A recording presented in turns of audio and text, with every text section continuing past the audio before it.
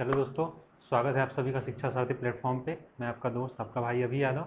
जैसा कि हमने इससे पहले के टॉपिक्स में पढ़ा हुआ है कि उसके आर्थिक ढांचा कैसे रहे हैं हड़प्पा सभ्यता के, और सामाजिक ढांचा कैसे रहे हैं, कौन कौन सी ऐसी वस्तुएं हैं, कहाँ कहाँ से व्यापार होते रहे हैं। तो इन चीज़ों को हमने इससे पहले वाले वीडियोज में, इससे पहले वाले क्लासेस में पढ़ा हुआ है। आज हम देखेंगे कि इनके जो धार्मिक तौर पे ये किन चीज़ों को मानते थे, किसकी पूजा करते थे, और इनके जो हड़प्पा वासी थे इनके नगर योजना कैसी थी, टाउनशिप प्लानिंग कैसी होती थी। तो आज हम इस चीज़ को देखेंगे। तो टाइम ना वेस्ट करते हुए शुरू करते हैं। ठीक है, तो सबसे पहले हम इनको देखते हैं कि ये धार्मिक तौर पे कैसे थे। ठीक है, तो जब हम इनको धार्मिक तौर पे देखेंगे, हमने आर्थिक देख लिया कि हाँ आर्थिक में किस प्रकार से ये इनकी कृषि कैसी थी। तो हमने देखा कि जौ और गेहूँ इनकी मुख्य फसलें हुआ करती थी। नहरों के प्रमाण हमें अफगानिस्तान के सोरतगोई से मिला है और बाकी जगह से मिला है, लेकिन बड़े पैमाने पे हमें नहीं मिले हैं। ठीक है, तो हम जब शिल्प में आते हैं तो देखते हैं इनकी मुहरें कैसी थी, ये किस प्रकार से स्टीटाइट विधि बनाते, जो फिगरीन विधि के तौर पे किस तरीके से बनाते, मटके इनके कैसे होते, बहुत सारे जो मृत भांड होते थे उन पे चित्र अंकित होती थी। एक जगह एक जो है कि देखे कि हम प्यासे कौवे की कहानी अंकित है, चनाक लोमड़ी की कहानी अंकित है। तो हमने आर्थिक ढांचे, सामाजिक ढांचे में देखा। सामाजिक ढांचे में हमने देखा कि किस प्रकार से हड़प्पा सभ्यता के समकालीन एक सभ्यता थी मेसोपोटामिया। तो जो मेसोपोटामिया में जो समाज था वो मातृसत्तात्मक समाज था। तो हम उसके अनुसार हम अनुमान लगा सकते हैं कि शायद हड़प्पा सभ्यता भी मातृसत्तात्मक रही हो, और शायद जो महिलाओं की स्थिति रही है वो हड़प्पा सभ्यता में बेहतर रही। ठीक है, तो आज हम जब धार्मिक के तौर पर करेंगे तो सबसे पहले हम ये देखेंगे कि ये किस प्रकार से थे। ये आत्मवादी थे, यानी आत्मा को मानते थे। ठीक है, इसके बाद हम देखेंगे क्या ये प्राकृतिक शक्तियों की पूजा करते थे। ठीक है, प्राकृतिक शक्तियों की पूजा करते थे। ठीक, तो हम इन चीजों को देखेंगे। हम ये देखें क्या लिंग योनि उपासना की भी कहीं ना कहीं कुछ हमें ऐसे साक्ष्य मिले हुए हैं।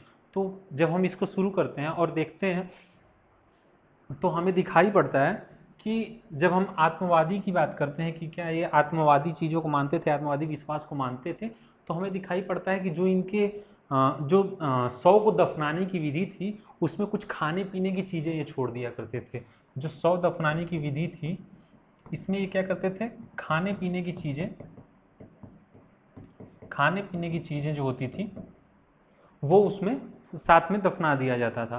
कुछ और भी चीज़ें, कुछ आभूषण और बाकी चीज़ें भी साथ में दफना दी जाती थी। तो कहीं ना कहीं ये इनके अंदर एक मान्यता रही होगी कि एक पुनर्जन्म की जो मान्यता है वो इनके अंदर रही होगी कहीं ना कहीं। जब हम इसकी बात करते हैं तो हम इनका देखते हैं कि ये प्राकृतिक शक्तियों की पूजा करते थे या नहीं करते थे। तो जब हम प्राकृतिक शक्तियों की पूजा की बात कर रहे होते हैं तो हम देखते हैं जैसे जो सिंधु सभ्यतावासी जो थे, जो हड़प्पा सभ्यतावासी थे, वो जल पूजा करते थे। ठीक है, वृक्ष पूजा करते थे। ठीक है, जब जल पूजा करते, वृक्ष पूजा करते, तो ये जो चीजें रही हैं ये कहीं ना कहीं हम देख रहे होते हैं कि प्राकृतिक शक्तियों की उपासना करते थे ये लोग। ठीक है, एक मतलब ऐसी भी चीजें मिली हैं जहाँ पे उत्पत्ति का स्वरूप दिखाया गया है, ऐसे साक्ष्य मिले हैं। तो हम ये देख सकते हैं कि धार्मिक तौर पे ये किन चीज़ों को मानते रहे थे। अब हम एक चीज़ देखते हैं जो हमें सबसे मोस्ट इम्पॉर्टेंट है, और हमने देख लिया कि आर्थिक तौर पे, सामाजिक तौर पे, धार्मिक तौर पे कैसे थे। हमने देखा कि इनका खोज कैसे हुआ, कहाँ कहाँ तक इनका विस्तार रहा। तो जब हम हड़प्पा सभ्यता की इन चीज़ों को देख लिए हैं तो अब हम देखते हैं कि एक जो सबसे जरूरी है वो ये है कि जो भारत की जो प्राचीन सभ्यता है और उसके समकालीन कई सभ्यताएं, जैसे मिस्र की, मेसोपोटामिया की, तो ये क्या ऐसी वजह रही कि जो मिस्र मेसोपोटामिया की जो सभ्यताएं रहीं वो नष्ट होती चली गई, और जो भारतीय सभ्यता यानी हड़प्पा सभ्यता रही वो आज भी वर्तमान में भी मतलब बनी हुई है, परंपरा उसकी बनी हुई है। तो जब हम इसको देख रहे होते हैं तो हम सबसे पहले देखते हैं कि दो तरीके से हम इनको देखते हैं।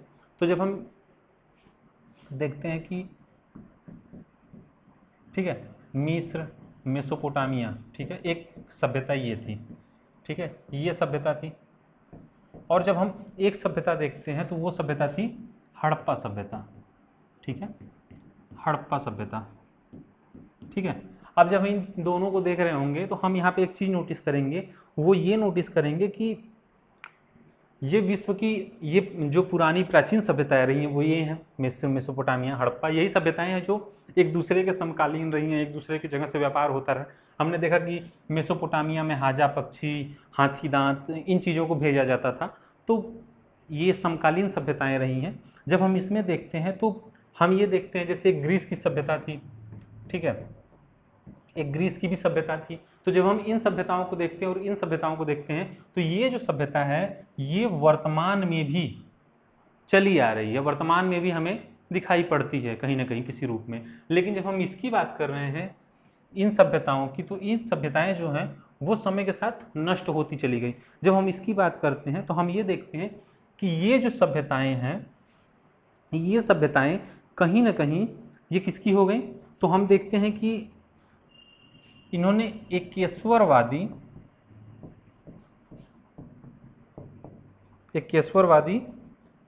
जैसे इस्लाम और ईसाई, इन परंपराओं की क्या हो गई, इन परंपराओं की वाहक हो गई, एकेश्वरवादी परंपरा की वाहक हो गई, ठीक है। तो ये जो सभ्यता है ये एकेश्वरवादी परंपरा की वाहक हो गई, ठीक है। अब जब उसी के जब हम देखते हैं सैंधव सभ्यता की बात करें या हड़प्पा सभ्यता की बात करें, ये सैंधव सभ्यता या हड़प्पा सभ्यता की हम जब बात करते हैं तो जब हम इसको देखते हैं तो ये एकेश्वरवादी ना होकर के, बल्कि हम देखते हैं कि ये कई चीज़ों की पूजा उपासना करते हैं, बहुत सारी चीज़ें करते हैं। तो हम कहीं ना कहीं देख रहे होते हैं कि ये किसके हो गए, ये बहुदेववाद की तरफ गए, ये बहुदेववाद की तरफ, ठीक है, ये कहाँ गए, बहुदेववाद की तरफ। बहुदेववाद की तरफ कैसे गए, तो हम जब देखते हैं ये इन लोगों ने बहुदेववाद को निरंतर अपनाए रखा, लेकिन जब इन लोगों की हम बात करते हैं तो ये एक ईश्वरवादी परंपरा के हो गए, ईसाई, इस्लाम, तो इन परंपराओं को ये मानने लगे, ठीक है। अब जब हम इसकी बात करते हैं, जैसे इनको दो तरीके से हम बांट सकते हैं, जैसे कैसे, तो हम देखते हैं कि जो हड़प्पा सभ्यता थी, जो हड़प्पा सभ्यता के लोग थे, अगर हम इनको दो तरीकों में देखें, पहला तरीका कौन सा है, तो हम सबसे पहले ये देखते हैं कि ये किस प्रकार से भौतिक परंपराओं को बनाए हुए हैं, ठीक है, भौतिक परंपरा को इनके देखेंगे हम। और हम दूसरा देखेंगे किस तरीके से ये धार्मिक परंपराओं को बनाए हुए हैं, ठीक है। जब हम इनके भौतिक और धार्मिक परंपराओं को देखते हैं तो हमें इससे समझ में आ जाता है कि ये किस प्रकार से वर्तमान में भी बने हुए हैं। क्योंकि जो वो परंपराएं रही, जो मिस्र की रही, मेसोपोटामिया की रही, ग्रीस की सभ्यताएं रही, ये सभ्यताएं एकेश्वरवादी हो गई, इनकी बहुदेववाद वाली थी। अब बहुदेववाद वाली थी, जैसे धार्मिक स्वरूप में अगर हम देखें, अगर हम धार्मिक स्वरूप में देखें तो सबसे पहले क्या है, ये क्या करते, तो ये यज्ञ, पशु बलि, ठीक है, यज्ञ हुआ, पशु बलि हुआ, इनके जो कर्मकांडी आचरण थे, ये धार्मिक स्वरूप है इनका, इनके कर्मकांडी आचरण, ठीक है। अब जब इनके कर्मकांडी आचरण हम देखते हैं, इनके कर्मकांडी आचरण जो रहे, इसके बाद हम देखते हैं कि ये प्राकृतिक शक्तियों की पूजा करते हैं, ठीक है, प्राकृतिक शक्तियों की पूजा करते, ठीक। अब जब हम ये चीजें देखते हैं तो हम देख रहे होते हैं कहीं ना कहीं ये लिंग योनि उपासना करते हैं, ठीक है। अब हम ये चीजें जब देखते हैं, लिंग योनि उपासना करते, यज्ञ करते, पशु बलि होती, कर्मकांडी आचरण होते, ये इनके धार्मिक पक्ष रहे, ठीक है। अब ये इनके क्या रहे, धार्मिक पक्ष रहे, ये धार्मिक परंपराओं को मानते हुए चले। आज भी हम जब देखते हैं तो यज्ञ हुआ, पशु बलि हुआ, कर्मकांडी आचरण है, प्राकृतिक शक्तियों की पूजा, जैसे आज भी हमारे समाज में जल पूजा होता है, वृक्ष पूजा होता है ना। आज भी हम लिंग योनि उपासना हमारे यहाँ होता है, हमारे समाज में होता है। जो शैव परंपरा वाले लोग हैं वो आज भी उसकी उपासना करते हैं। ठीक है, तो ये कर्मकांडी आचरण रहे, ये चीजें रही, प्राकृतिक शक्तियों की पूजा रही, जो आज भी हमारे समाज में चलती हुई वैसे ही चली आ रही हैं। ठीक है, अब जब हम इनको देखते हैं तो ये इनका धार्मिक परंपरा वाला रहा। अब जब हम भौतिक परंपरा की बात करें कि कौन कौन सी हड़प्पा सभ्यता की भौतिक परंपराएं रही जो आज भी हमारे समाज में चली आ रही हैं, तो हम जब देखते हैं, तो हम जब भौतिक परंपरा में देखते हैं, भौतिक पक्ष में देख रहे होते हैं, तो हम देखते हैं सबसे पहले कि इनके यहाँ एक केंद्रीकृत शासन प्रणाली थी। याद है आप लोग को, शासन प्रणाली में हमने बताया था एक केंद्रीकृत शासन प्रणाली थी, कोई स्थानीय प्रशासन का भी रहा। हमने देखा कि सैन्य पुलिस व्यवस्था भी रही होगी, हमने देखा कि न्याय व्यवस्था भी रही, क्योंकि इतने बड़ा व्यापार हो रहा है तो बहुत तरीके के लोग रहे होंगे। तो इन चीज़ों को निश्चित करना, इनके बांट माप निश्चित होते थे, प्रत्येक जहाँ जहाँ स्थल मिले उनके बांट माप निश्चित रहे, ईंटों के माप जो थे वो समान अनुपात में मिले हैं। तो कहीं ना कहीं एक केंद्रीकृत शासन प्रणाली थी। ठीक है, एक केंद्रीकृत शासन प्रणाली हमें दिखाई पड़ती है। जब हम देखते हैं यहाँ पे तो एक स्थानीय शासन, हमने देखा स्थानीय शासन की परंपरा किस प्रकार से थी। ठीक है, स्थानीय प्रशासन, हम जब ये देखते हैं तो हम दूसरी चीज़ें और भी दिखाई देते हैं। हमने ये देखते हैं कि इनके जो नगर नियोजन थे, जैसे हम अभी आपको बताया जाएगा नगर नियोजन, नालियों की साफ सफाई, बाकी चीज़ें जो थी, तो ये चीज़ें भौतिक परंपरा में हम देखते हैं। तो क्या ये चीज़ें हम देखते हैं कि आज भी वर्तमान में हमारे यहाँ एक केंद्रीय शासन प्रणाली है। हम देखते हैं कि स्थानीय प्रशासन भी है, क्षेत्रों के क्षेत्रीय दल जो होते हैं वो सारे मिलके हमारे लोकसभा में चुनाव में लड़ते हैं, हर क्षेत्र के लोग होते हैं, सबकी भागीदारी होती है, सब लोग चुनाव लड़ते हैं और केंद्र में एक सरकार बनाते हैं। तो एक केंद्रीकृत शासन प्रणाली हमें दिखाई देती है, स्थानीय प्रशासन हमें दिखाई पड़ता है। ठीक है, हम जब ये चीज़ें देख रहे होते हैं तो हम देखते हैं सबसे पहले कि जो जल संरक्षण की व्यवस्था है आज भी होती है। ठीक है, जल संरक्षण आज भी होता है। जल संरक्षण हमें किस तरीके से किया जाता था, हर घर में कुएं होते थे। आज हम देखते हैं तो हर घर में पहले कुछ ही समय पहले हर घर में, हर घर के अगल बगल कुएं हुआ करते थे, आज नल हो जा रहे हैं। तो समय के साथ परिवर्तन है, लेकिन आज भी वर्तमान में चली आ रही हैं। हम देखते हैं यहाँ पे कि एक तरीके से कहें हम तो आम जनता जो है वो कहीं ना कहीं एक नॉर्मल एरिया में रहती है, और जो बाकी जो जनता है वो बेहतर शहरों में रहती है। जो थोड़े से कुछ अमीर होते या कुछ थोड़े से रईस होते, तो वो कहीं ना कहीं अपने लिए ग्रामीण समाज के हट के वो अर्बन समाज की ओर भागते, रूरल एरियाज को छोड़ देते। तो कहीं ना कहीं ये चीज़ें जब हम देखते हैं तो ये हमें दिखाई पड़ती है हड़प्पा सभ्यता में। और हड़प्पा सभ्यता में हम देखते हैं आज भी क्यों जो मिस्र की, ग्रीस की या मेसोपोटामियाई जो सभ्यताएं रहीं वो नष्ट होती चली गई, लेकिन हड़प्पा सभ्यता आज भी वर्तमान में बनी हुई है। तो हम देखते हैं दो तरीकों से, भौतिक पक्ष में और धार्मिक परंपराएं। तो जो भौतिक परंपराएं रहीं उसमें हम देखते हैं केंद्रीकृत शासन प्रणाली, स्थानीय प्रशासन, नगर नियोजन, जल संरक्षण की हुआ, ठीक है, नालियों की साफ सफाई। जब हम इन चीज़ों को देखते हैं, फिर हम धार्मिक परंपराओं में देखते हैं यज्ञ, पशु बलि, कर्मकांडी आचरण, प्राकृतिक शक्ति की पूजा, लिंग योनि उपासना, ये चीज़ें आज भी हमारे वर्तमान समाज में चलती हुई वैसे ही चली आ रही हैं। तो हम इसको दिखा सकते हैं कि किस तरीके से हमारे समाज में क्यों हमारे समाज में वर्तमान में हमारी सभ्यता प्राचीन काल से वर्तमान तक चलती चली आ रही है। ठीक है, अब हम देखेंगे, इससे पहले हमने देखा सबसे पहले धार्मिक में तो हमने देखा कि आत्मवादी ये मानते थे। ठीक है, ये प्राकृतिक शक्तियों की पूजा करते थे, हमने देखा ये यज्ञ करते। ठीक है, हमने देखा ये पशु बलि। ठीक है, हमने देखा लिंग योनि उपासना, ये भी करते, ये इसकी भी इस पे भी विश्वास करते, इसकी पूजा करते। ठीक है, हमने देखा कि वर्तमान में भी ऐसे ही चली आ रही है। तो ये इनके धार्मिक तरीके से किस तरीके से ये मानते रहे हम उसको देखते हैं। ठीक है, जब हम और भी देखते हैं तो प्राकृतिक शक्तियों की पूजा और बाकी चीज़ें देखते हैं। अब हम शुरू करेंगे हड़प्पा सभ्यता का नगर नियोजन, ठीक है। जब हम हड़प्पा सभ्यता का नगर नियोजन जानते हैं, ठीक है,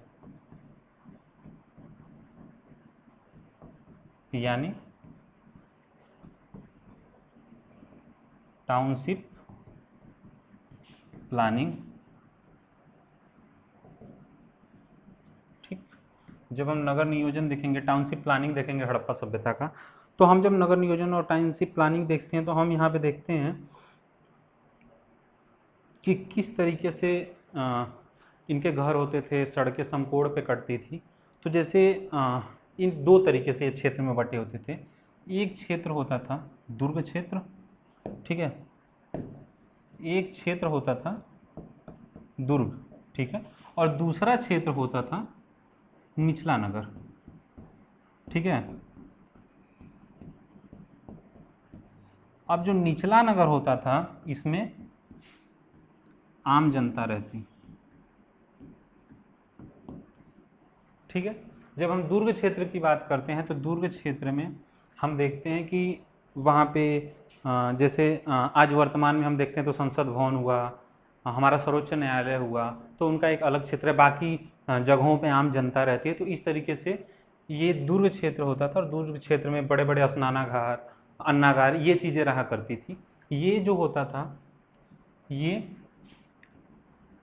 नीचे बसा हुआ होता था, ठीक है, और ये जो है ये ऊंचाई पे होता था। ये जो है ये दुर्ग क्षेत्र जो होता था ये ऊंचाई पे होता था, ठीक है। अब जब हम इसको देखते हैं निचले नगर को और बाकी चीज़ों को, तो हम यहाँ पे एक चीज़ देख रहे होते हैं, वो चीज़ है कि किस तरीके से इनके शहर जो होते हैं वो समकोण पे काटते हैं और बाकी चीज़ें। तो जब हम देखते हैं तो मान लो कि ये जो एक ये है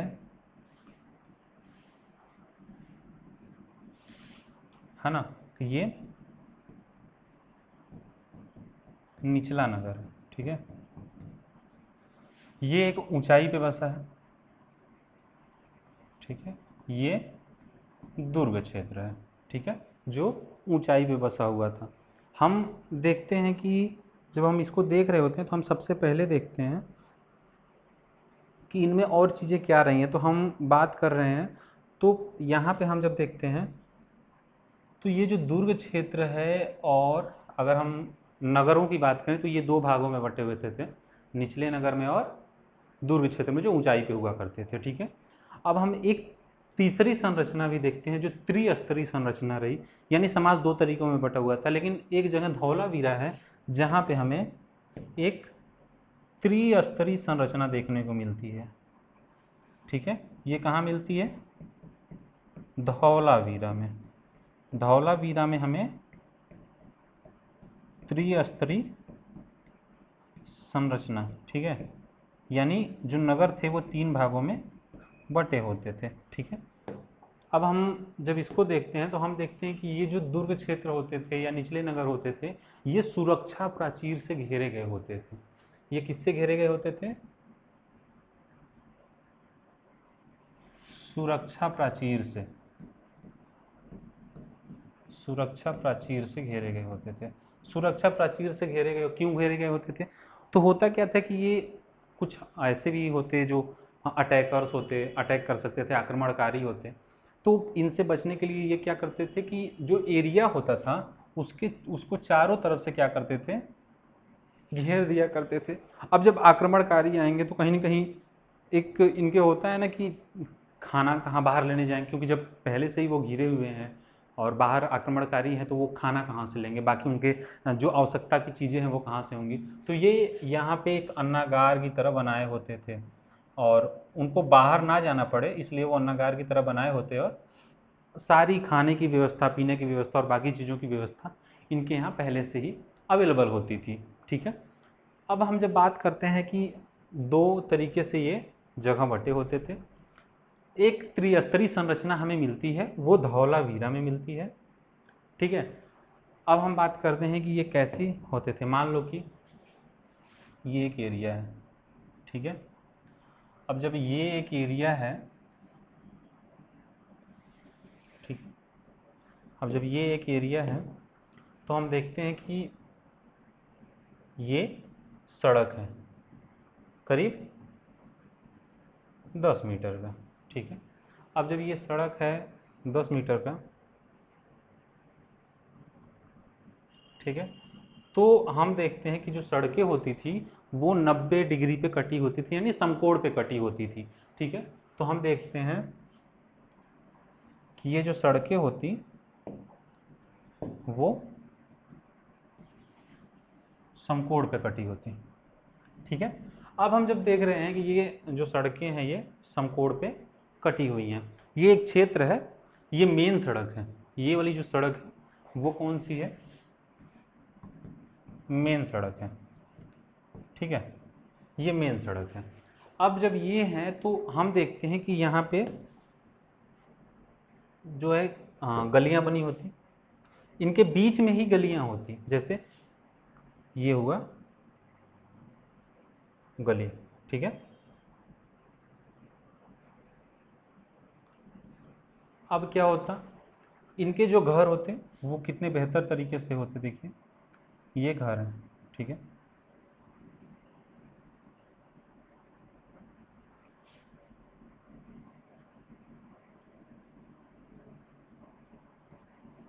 ठीक,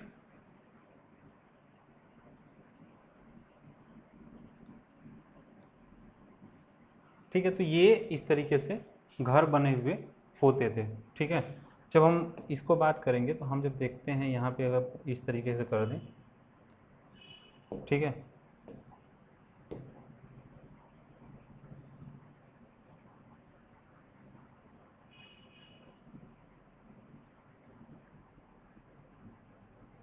ठीक है, तो ये जो होती थी ये गलियां होती, ठीक है, और घरों के जो दरवाजे होते थे वो गलियों की ओर खुले होते, ठीक है।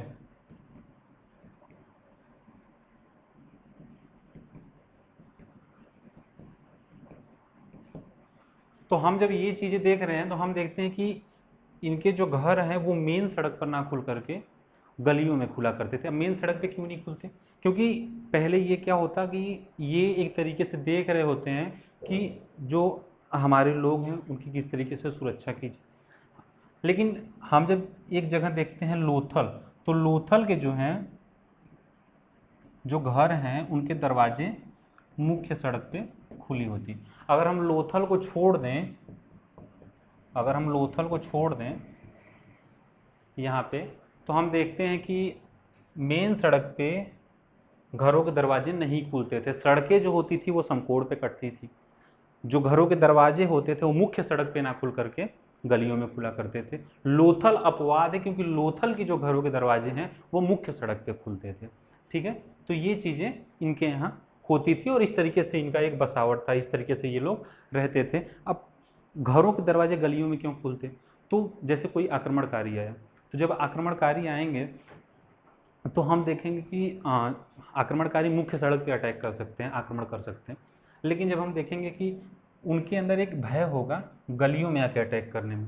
अब गलियों में आके अटैक करने में कैसा भय है, तो अब उनको तो नहीं पता है ना कि अंदर उन गलियों में कितने लोग हैं।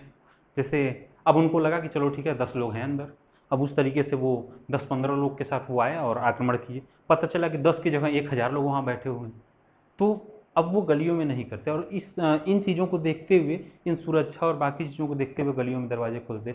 दूसरा कि इनका जो समाज रहा वहाँ पे एक महिलाओं का एक रिस्पेक्ट जो था वो कहीं ना कहीं झलकता दिखाई पड़ता है, क्योंकि ऐसा ना हो कि महिलाएं अंदर क्या कर रही हैं उसकी जानकारी हो। जैसे कि होता है ना, हम ही लोग होते हैं, तो अब कोई है रूम में बैठे हैं, चाय पिए वही कहीं भी कप रख दिए, बिस्तर कहीं भी फैला दिए।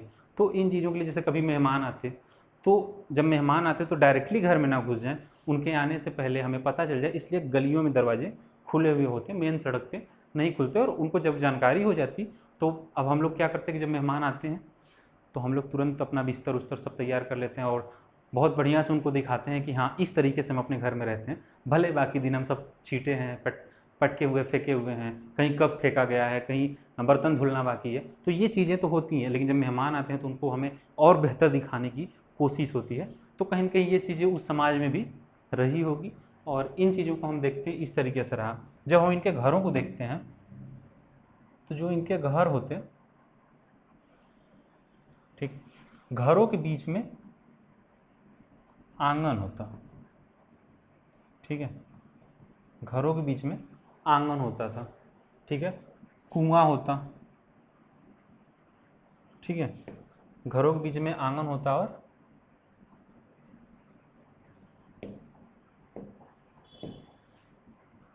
जब हम देखते हैं तो घरों के बीच में आंगन होते, कुआं होता, ठीक है। आज जैसे हम लोग में क्या है कि पानी की व्यवस्था के लिए हम टंकी बना देते हैं घरों में और नल लगा देते हैं, तो उस तरीके से पहले उस समय में तो ऐसी व्यवस्थाएं नहीं रही हैं, तो इसलिए वो घरों में कुआं होता था। आज हमारी जो सरकारें हैं वो बार बार कोशिश करती हैं कि हर घर में शौचालय हो, और अब तो सरकार ने फ्री में भी बहुत जगह शौचालय बनवाया।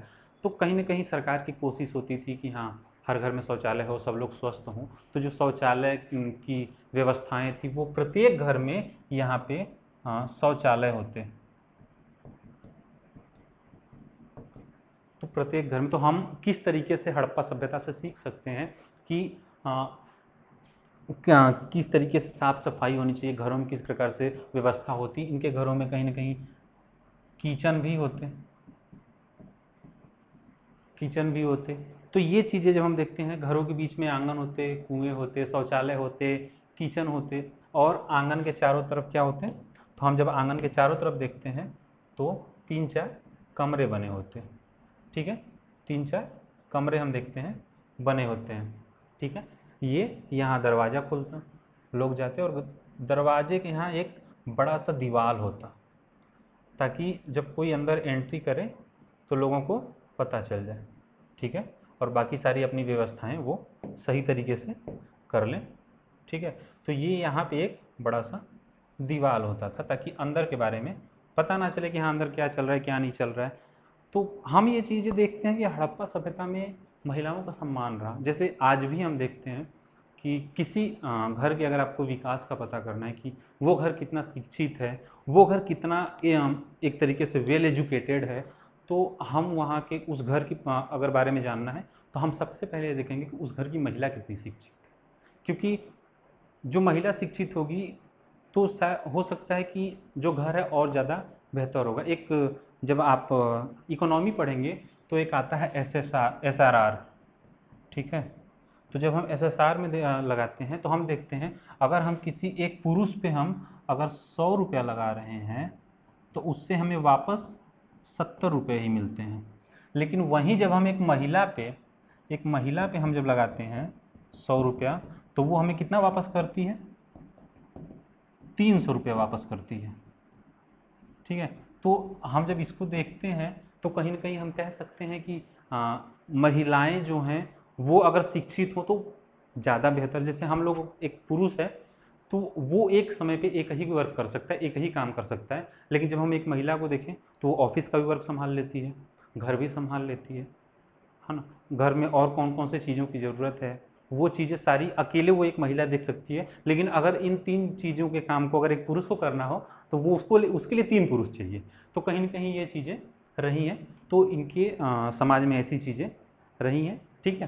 तो हमने देखा कि किस प्रकार से हड़प्पा सभ्यता की खोज हुई, हमने देखा कि किस प्रकार से इनके आर्थिक ढांचे रहे, सांस्कृतिक ढांचे रहे, कहाँ कहाँ तक इनका विस्तार रहा, ठीक है। जब हम इन चीज़ों को देखते हैं तो हम एक चीज़ और देख रहे होते हैं कि किस प्रकार से इनका नगर नियोजन रहा, किस तरीके से ये धार्मिक रूप में मानते थे, किस प्रकार से ये प्राकृतिक पूजा करते थे, जैसे जल पूजा, वृक्ष पूजा, ये चीज़ें करते रहे, ठीक है। तो अगर हम एक बार देख लें, ठीक है, तो हम जब देखते हैं इनके धार्मिक स्वरूप को एक बार देख लेते हैं, तो धार्मिक स्वरूप में ये देखते हैं कि ये आत्मवादी थे, यानी कि वो आत्मा को मानते थे। वो मानते थे, इस वजह से ये क्या करते थे, 100 को जब दफनाते थे तो वहाँ पे खाने पीने की चीज़ें छोड़ दिया करते थे। ये प्राकृतिक शक्तियों की भी पूजा करते, ठीक है, जैसे जल पूजा, वृक्ष पूजा, बाकी चीज़ें होती थी। ये यज्ञ की भी उपासना करते, पशु बलि करते, लिंग योनि उपासना थी, ठीक है। तो ये चीज़ें थी। अब हम इसके बाद देखते हैं कि किस प्रकार से जो क्षेत्र था वो किस प्रकार से बंटा हुआ था, किस प्रकार से त्रिस्तरीय संरचना हमें मिलती है, तो हमें धौलावीरा से त्रिस्तरीय संरचना मिलती है। ठीक है, और हम देखते हैं निचला नगर किस प्रकार से बटा हुआ था, दुर्ग क्षेत्र जो होता था वो ऊंचाई पर होता था। तो ठीक है, इन चीज़ों को हम देखते हैं। जब हम इन चीज़ों को देखते हैं तो हम और भी एक चीज़ देखते हैं इनमें कि कौन सी ऐसी चीज़ें रहीं कि आज भी वर्तमान में जो हमारा भारतीय समाज, जो भारतीय सभ्यता रही, वो आज भी, जो हड़प्पा सभ्यता, भारतीय सभ्यता हड़प्पा सभ्यता ही है, तो हड़प्पा सभ्यता प्राचीन से लेकर वर्तमान तक आज भी वैसे ही चली आ रही है। लेकिन जो सभ्यताएं मिस्र की, मेसोपोटामिया की, ग्रीस की सभ्यताएं रही, वो समय के साथ नष्ट होती चली गई। उसका सबसे बड़ा कारण रहा कि हड़प्पा सभ्यता में जो है वो बहुदेववाद था, और बहुदेववाद आज भी हमारे वर्तमान समाज में दिखाई पड़ता है। लेकिन एकेश्वरवादी जो प्रभाव रहा वो कहीं ना कहीं धीरे धीरे नष्ट होता चला गया। ठीक है, तो जब हम इन चीज़ों को देखेंगे तो हम देखते हैं यहाँ पे ये चीज़ें हम देखते हैं भौतिक परंपरा में क्या क्या चीज़ें रही, केंद्रीय शासन प्रणाली रही, स्थानीय प्रशासन रहा, नगर नियोजन किस प्रकार से रहा। हम देखते हैं कि धार्मिक परंपरा कौन कौन सी मानते चले गए, जो आज भी वर्तमान में चली आ रही हैं। तो ये चीज़ें रही, और ठीक है, और चलते रहेगा। इसके बाद हम लोग वैदिक काल देखेंगे, और वैदिक काल में किस प्रकार से उत्तर वैदिक काल, ऋग वैदिक काल रहा, महिलाओं की स्थिति क्या रही, तो इन चीज़ों को हम देखेंगे। और एक है ना कि जॉन आलिया का एक शेर याद आ रहा था कि तुम जब आओगे तो मुझे खोया हुआ पाओगी, तुम जब आओगी तो मुझे खोया हुआ पाओगी, मेरी तन्हाई में ख्वाबों के सिवा कुछ भी नहीं है, मेरे कमरे को सजाने की तमन्ना है तुम्हें, मेरे कमरे में किताबों के सिवा कुछ भी नहीं है। तो ठीक है, जॉन आलिया एक बेहतरीन तौर पे एक शायर रहे हैं, जिनका लगभग हमें लगता है कि सब लोग पसंद करते ही होंगे। ठीक है, तो इसके बाद हम देखेंगे ऋग्वैदिक एरा, वैदिक उत्तर वैदिक एरा, इन चीज़ों को हम देखेंगे किस प्रकार से महिलाओं की स्थिति रही, बाकी चीज़ें हम देखेंगे। अभी के लिए हम जब देखते हैं तो सिंधु घाटी सभ्यता की सारी चीज़ें हम देख चुके हैं। अब सिंधु घाटी सभ्यता से आने वाले सवाल जो हैं इससे आराम से हो जाएंगे, अगर इसको बेहतर तरीके से रिवाइज कर लिया जाए तो और ज़्यादा बेहतर किया जा सकता है। एंड ठीक है, थैंक्स फॉर वॉचिंग।